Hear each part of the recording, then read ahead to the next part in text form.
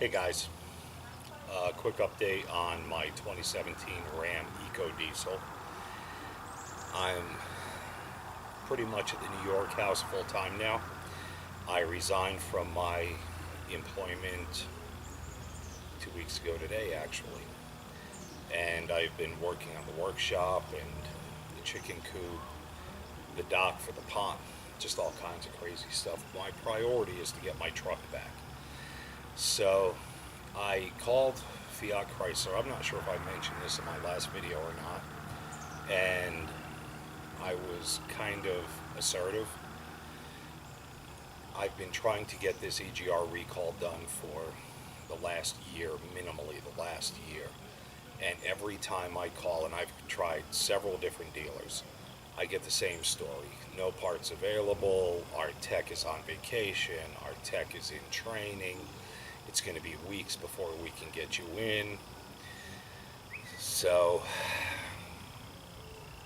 long story short, I did call Chrysler, and they were actually very receptive, and they were pretty cut and dry on the reason that they were is because I'm the original owner of the truck. So I really feel bad for people who bought this make and model truck second, third hand, because they may not be so helpful. But anyway, the truck has been at the dealer. This is the second full week. Plus, it was at the prior dealer for minimally a week plus.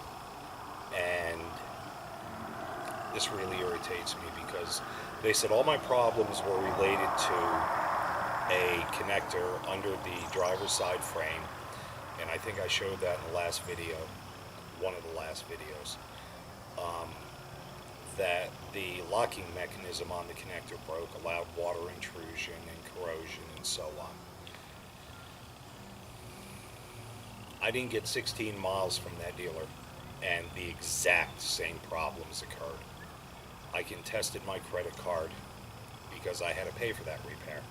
And my credit card company, who is, and I'm going to say it right out, Navy Federal. I'm ex-military, and I was devastated to hear that they said there wasn't enough evidence to work with the claim that I put in. I don't know how you can charge somebody several $100s and have the exact same problem as you leave a dealership. And the credit card company, in this case Navy Federal, not believe that it's related. So, anyway, that's a different story. My truck right now is at a different dealership working with Chrysler. They did the EGR recall, and I know for a fact that the intake manifold was melted, and I know for a fact that the map sensor was melted as well. So I put this in the ear of the service manager who I'm dealing with at this dealership, and several days later he gave me a call and he said, yeah, your intake manifold is melted and your map sensor is melted as well. So those parts are on order, and we'll get those in and we'll give you a call.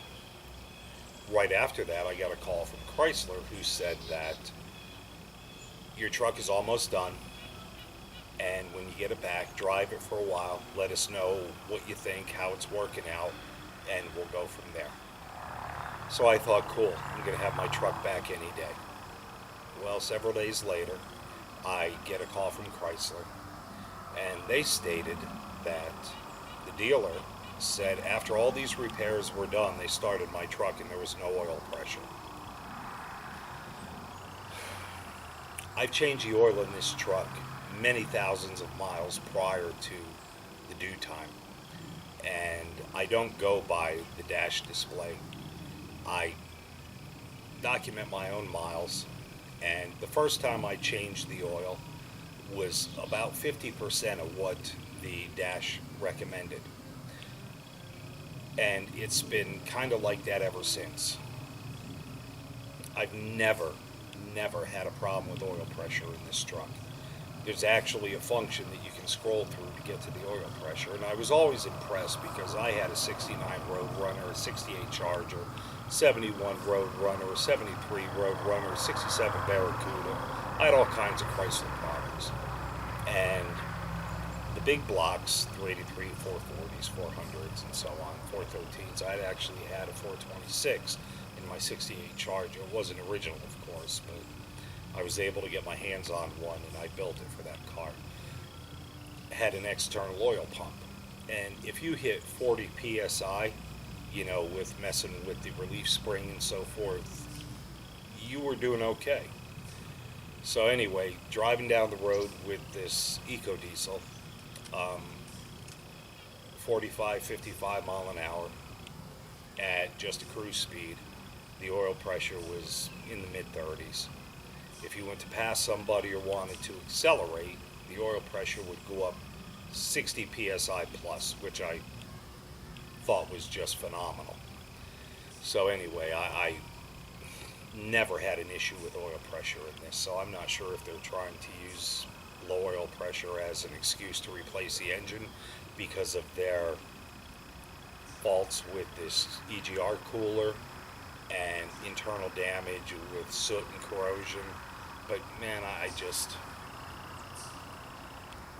they're going to, and they act like they're doing me a favor, but the truck still has powertrain warranty for like 22,000 miles and a year and a half left. So a recall is always a recall. If the recall came out in 1800 and you never got it done until today, it's still a recall. It's still free. So long story short, again, they act like they're doing me a favor, and I just want my truck back. We're 95% finished moving, but I need to tow my trailer, I need to get my tractor up here, my zero turn, and so on and so forth. And I'm just so livid with this entire thing. I'm not 100% sure what I'm going to do when I get the truck back, advertise it with a new engine, sell it, and try to recoup some of my loss, and then go Chevy or Ford. I just don't know.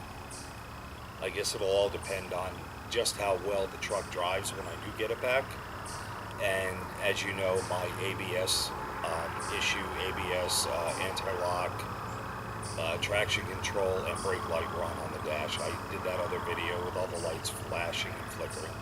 First dealer said it was an electrical issue. This dealer, because I complained about that as well, said they found a chafed wire, and I don't know where because they didn't disclose it. Somewhere in the harness that was causing that issue. It's fixed. They said that problem is solved, but I had the code for internal fault ABS module, so I'm not really convinced that that's solved. The ABS module, as I think it needs, is on back order until March 2022. And going through the winter up here without anti-lock is pretty dangerous. There's a lot of hills, a lot of crazy roads, and I really became accustomed to driving with the anti-lock. And I'm just saying, if I knew what I know right now, and my truck was perfect, and I was going to buy a new truck, I have to tell you, man, I'd be looking at a Chevy or a Ford. The Ecodiesel got great mileage, it towed pretty well, but what the hell good is that if, you know what I mean, you're going a month at a time without the truck? I'm paying $631 a month on my truck payment, and I've made 2 of those payments basically without the use of the truck. Hey, somebody flying over in ultralight. I should get to know them. But anyway, I've made at least 2 payments, probably 3, because this isn't the first time it's been in the shop for these issues. So I've got $1,800+ wrapped up in car payments that I never was able to use the truck during. But anyway, I'm done crying. I just wanted to touch base, let you know that they're replacing the engine. and they did a wiring repair for the ABS issue. So he called me today, said I have a puddle light out on the passenger side mirror, $250 for that light repair. Go figure. I could wire half my house for that price. But he said that part is 3 weeks out, back ordered. But I hope to have your truck back before that part is available. So I mean, you know, he's easing me into another several weeks of being without my truck. Guys, sorry for the rant, the crying, but y'all have a great night, and I will keep you posted on this. Take care, y'all. We'll talk soon.